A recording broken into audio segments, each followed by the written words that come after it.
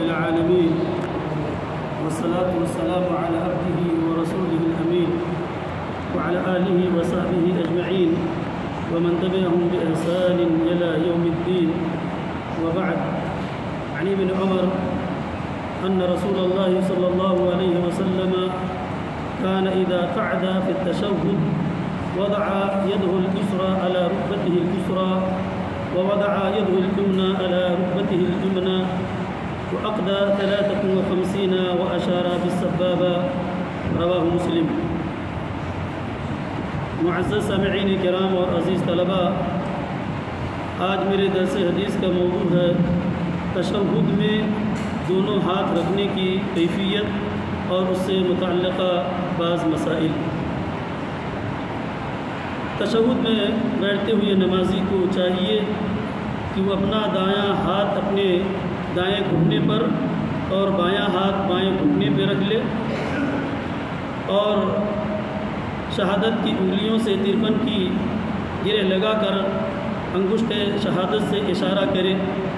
یہی طریقہ ہمارے نبی اکرم جناب محمد رسول اللہ صلی اللہ علیہ وسلم سے ثابت ہے، جیسا کہ مشہور صحابی متبع سنت حضرت عبداللہ بن عمر رضی اللہ عنہما بیان کرتے ہیں کہ اللہ کے نبی جناب محمد رسول اللہ صلی اللہ علیہ وسلم جب تشہد میں بیٹھتے تھے تو آپ اپنا بایاں ہاتھ بائیں گھٹنے پہ رکھتے تھے اور دایاں ہاتھ دائیں گھٹنے پہ رکھتے تھے اور انگشت شہادت سے اشارہ کرتے تھے۔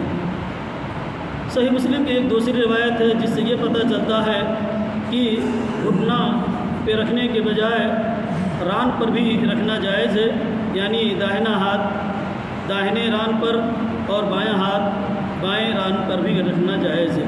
حدیث کے الفاظ ہیں، بیان فرماتے ہیں راوی کہ اللہ کے نبی جناب محمد رسول اللہ صلی اللہ علیہ وسلم وضع يده اليمنى على فخذه اليمنى ويده اليسرى على فخذه اليسرى۔ ان دونوں روایتوں سے معلوم ہوتا ہے کہ تشہد میں دونوں ہاتھ رکھنے کی جو کیفیت بیان کی گئی دو طرح سے، اور یہ دونوں طریقہ صحیح ہے، ثابت ہے، درست ہے۔ اس حدیث سے دوسرا مسئلہ جو معلوم ہوتا ہے کہ دوران تشہد انگشت شہادت سے اشارہ کرنا مستحب اور مسنون ہے، جیسا کہ عبداللہ بن عمر اور عبداللہ بن زبیر رضی اللہ عنہما سے مروی ہے۔ اشارہ بالسبابہ، آپ نے انگشت شہادت سے اشارہ کرتے۔ سبابہ کا معنی ہے گالی دینے والی، مراد انگشت شہادت ہے۔ اس انگلی کا نام سبابہ گالی دینے والی اس لیے پڑا کہ اہل جاہلیت میں اس انگلی کے ساتھ اشارہ کر کے دوسروں کو گالی گلوچ دیا کرتے تھے۔ یہ اشارہ کس تشہد میں ہوگا، پہلے تشہد میں یا آخری تشہد میں؟ تو اس سوال کا جواب یہ ہے کہ اشارہ مکمل تشہد میں، چاہے وہ پہلا تشہد ہو یا آخری تشہد ہو، سب میں اشارہ کیا جائے گا، جیسا کہ سنن نسائی کی واضح روایت ہے کہ اللہ کے نبی جناب محمد رسول اللہ صلی اللہ علیہ وسلم جب پہلے تشہد یعنی 2 رکعت پڑھ کر کے بیٹھتے تھے یا 4 رکعت والی نماز ہوتی تھی اور آخری تشہد میں ہوتے تھے تو آپ انگشت شہادت سے اشارہ کرتے تھے۔ اشارہ کرنے کے کیفیت کے تعلق سے احادیث میں 3 کیفیت منقول ہیں۔ دائیں ہاتھ کی انگلیوں ساری انگلیاں بند کر کے انگشت شہادت سے اشارہ کیا جائے۔ دوسری کیفیت یہ ہے کہ انگوٹھے اور درمیان کی انگلی کا حلقہ بنا کر کے انگشت شہادت سے اشارہ کیا جائے۔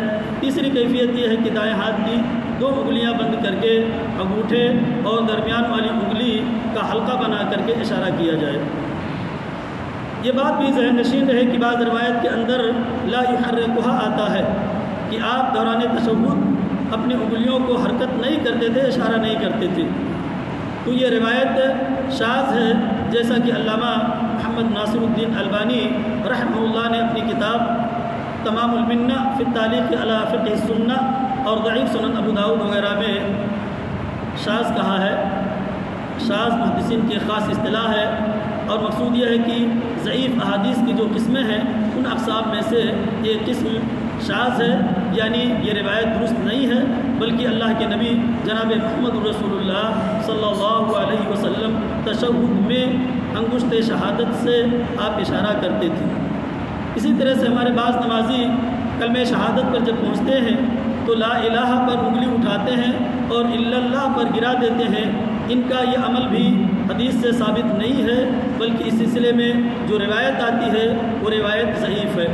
بلکہ احادیث کے عموم سے یہ پتہ چلتا ہے کہ ہمارے نبی اکرم جناب محمد رسول اللہ صلی اللہ علیہ وسلم شروع تشہد سے لے کر کے آخری تشہد تک آپ انگشت شہادت سے اشارہ کرتے تھے، جیسا کہ جامع ترمذی اور سنن نسائی کی ایک روایت ہے کہ اللہ کے نبی جناب محمد رسول اللہ صلی اللہ علیہ وسلم نے ایک شخص کو دیکھا کہ دوران تشہد وہ اپنی 2 انگلیوں سے اشارہ کر رہا تھا۔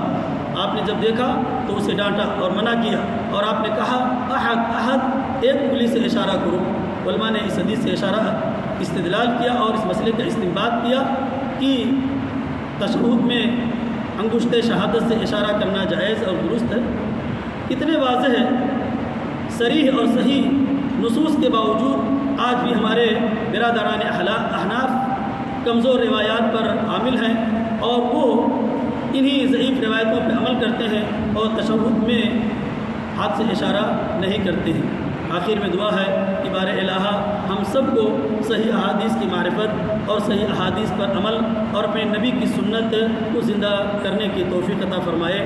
آمین۔ والسلام علیکم ورحمۃ اللہ وبرکاتہ۔